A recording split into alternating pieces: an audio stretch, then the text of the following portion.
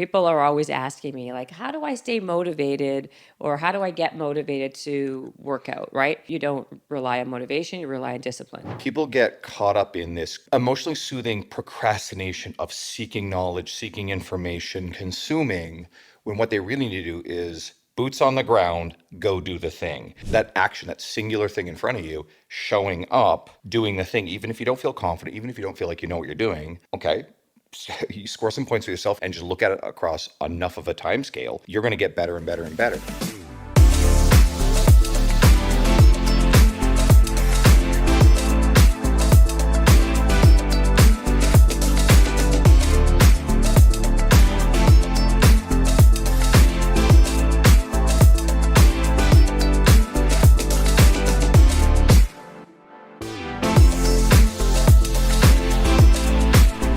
Do on this show, although I've had like 5 of these today, so I should probably not have. So they told me I shouldn't have more than 2. Is there any caffeine in this? No caffeine.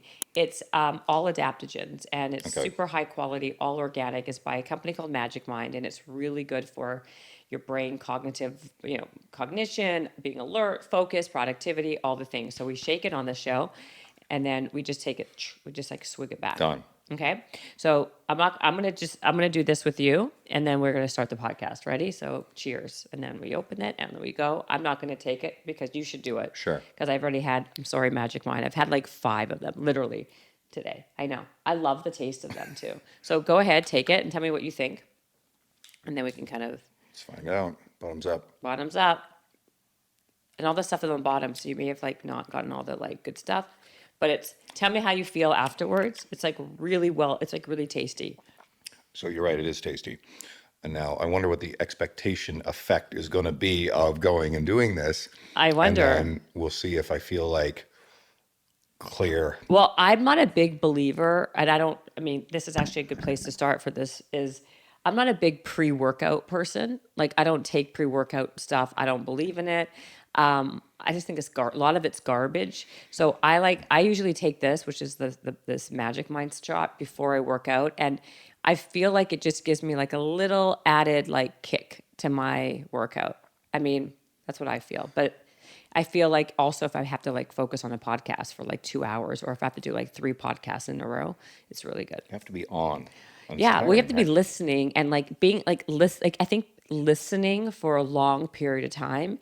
It could be difficult, right? Like to pay attention if you don't have the ability to pay attention on a good day, and then having to be like very on point and pay attention for like 5 hours at a time is very difficult. You have this great question in your mind, and you have to hold on to it and then pay attention. And you could forget it. And the question's gone. And you're like, shoot. Exactly. So anyway, that's how I feel about pre-workout. So tell me, like, so since you do this day in, day out, let's talk about motivation versus discipline. I think this is a big one, right? People are always asking me, like, how do I stay motivated or how do I get motivated to work out, right? And I always say you don't rely on motivation, you rely on discipline. Do you have anything to say about that? There's tons there. I mean, I think it's a bit of a false dichotomy in truth. And I think that if you're really good at finding people, let's say like someone goes and reads your book and they find that inspirational, I promise you, as they're reading it, it's going to have more of a motivating now impact than 6 months later when it's sort of like maybe some of the principles are sitting in their brain. But if they act and they're motivated based upon having heard the stories or the principles that you talk about through the book, we're shouting at your book, obviously. Yeah. Bigger, better, bolder. Woo-hoo. Then, right? I did it on audio at a refresh just before I came into this. You did? Oh, totally, right? Because like, God, that's why I like you Canadians. Some of the stories I didn't know, like the whole thing about you like having the tenaciousness to go and talk to Keanu Reeves was a really cool story, right? Of course, people are going to have to go read the book in order to find out the full detail. Right. Or watch my TED Talk, #1. That's right. But I think if people find people, accounts, media really inspiring, then they can plug into these things. I mean, if you've got a rock motivational quote or an Arnold motivational quote on your like fridge and that lights you up, great, amazing.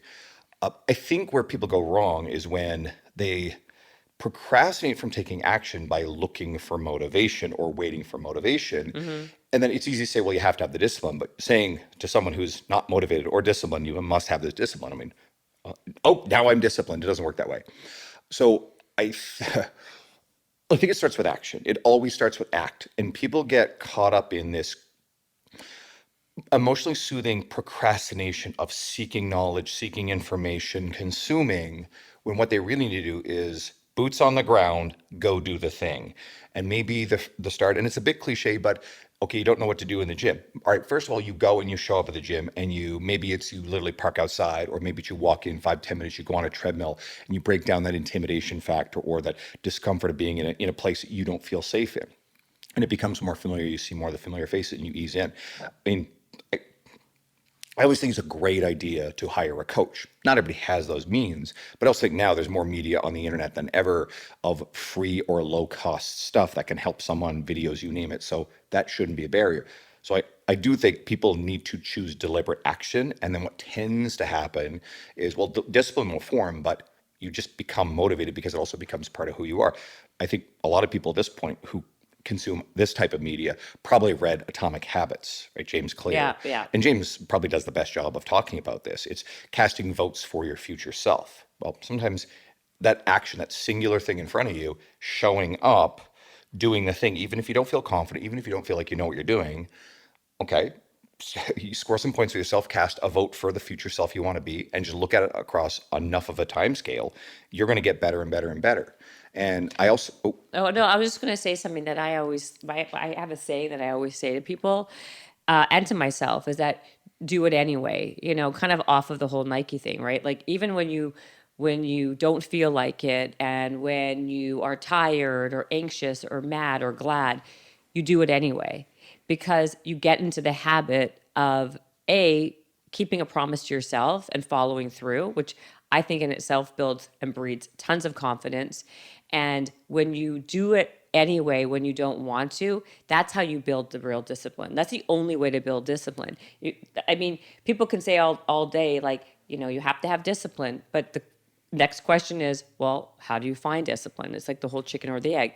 And the only way I've ever noticed I've ever had that discipline is not relying on my mental state or my mood to dictate what my action is. And so when I don't let my mood and mental state dictate what my next thing is, and I do it anyway, that just kind of like says something, or like it kind of triggers something in my brain differently and remembers it for the next time. I think you have to train yourself to make these things non-negotiable. You said the promise thing, and I like that. Yeah. A lot of people promise, but then they continuously break promises to themselves. Yeah. So they've trained themselves to not actually trust themselves. And then they feel a great deal of shame about continuously breaking those promises. And if you can't trust yourself to do this thing, you're coming from a bad place. Well, a lot of it is like shame, right? Like, I mean, that's when people stop doing something. Like they even feel shame, I think, when you are doing the right thing and then you go on a scale and then you don't see the number change, and you have shame that you didn't make enough of an impact on what's happening. So then you quit, give up, and, you know, then you stop. But I think the real trick is, if you, like I said, back to my doing it anyway, you do it anyway, even if you feel that shame, that even if you don't feel you had the result, even if you don't, that is like a major building block into, I guess, having, like, basically getting to that goal later down the road. I think a lot of people try to live one foot in change, but one foot firmly in place. And that's complicated. I think a lot of people are actually served on some level. It's safer to stay the way they are. And that could be inactive, quote, overweight, or metabolically unhealthy for a variety of very complicated reasons beyond the scope of what I probably can do justice to. I think people got to get clear on, it's hard for them to even know what it feels like to be on the other side of this because they don't know that experience.